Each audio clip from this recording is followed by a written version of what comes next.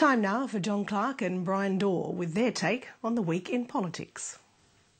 Mr Rudd, thanks for your time. It's my pleasure to be with you, Brian. Right. I value very highly the opportunity provided by this excellent program to come in here and discuss with you issues of moment for the country. And it's not just me, Brian, that you provide this opportunity to. It's done in an ecumenical and very broad way, which I think speaks very well of our healthy democracy. It does indeed, yes. So thank you. And I hope that does that answer your question? Yeah, well, I was just looking for a good evening, actually. Well, good evening, Brian. It is indeed a good evening. I fortify that. It's a good evening for all Australian families. Good. Mr Rudd, now we've seemed to have dodged the worst effects of the global financial crisis. Who's a clever boy then, Brian? Who's a clever boy? Isn't that wonderful? Yeah. I was delighted to see that. Not that I didn't know it had happened. I mean, it's what we did that's done that. Sure, and the inflation rate yesterday went down. You noticed that too? Yes, inflation is it's in check, Brian. I mean, we're in good nick with our economy. Going forward. Well, we live in hope, Brian, but wherever it's going, we're in good nick. Now, the opposition's going to help you with the emissions trading scheme legislation. They've changed their mind. They want a lot of amendments. How many? Well, quite a lot. And let me go through. I mean, leaving aside Wilson Tuckey's amendment, just ignoring that. Why not counting his? Well, because Wilson Tuckey's amendment, Brian, I'll be very clear about this, is not going to happen.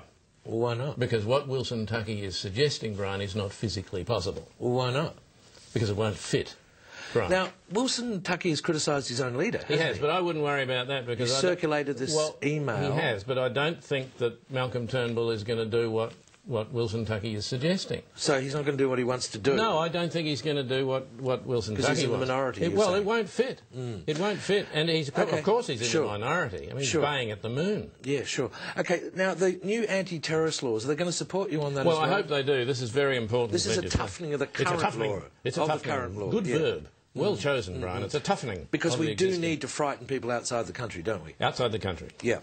Outside the country? Well, people who are engaged in terrorist activity outside the country. Australia? Yeah. Well, Brian, this is Australian legislation. The jurisdiction is really Australia. I mean, we're talking to people... So it only applies to Australia? It applies inside... Well, what's its purpose? Well, Brian, we are we're implacably opposed. We're strengthening the existing legislation. We are totally opposed to terrorism in any form. We need people to understand that. So that's what you want people to know? That's what we want people to know. In Australia?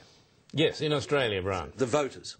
They may be voters, Brian. They may be the type of voter who's very impressed with economic management that's allowed us to dodge a bullet, for example. But as long as they're voters, Brian. Yeah, and frightened. OK. Good to talk to you, Brian. Ask me the one about the economy again, about how we've avoided the GFC. I mean, that's my favourite question. I've been in here a lot. That's the best question you've ever asked me. Thanks for joining us.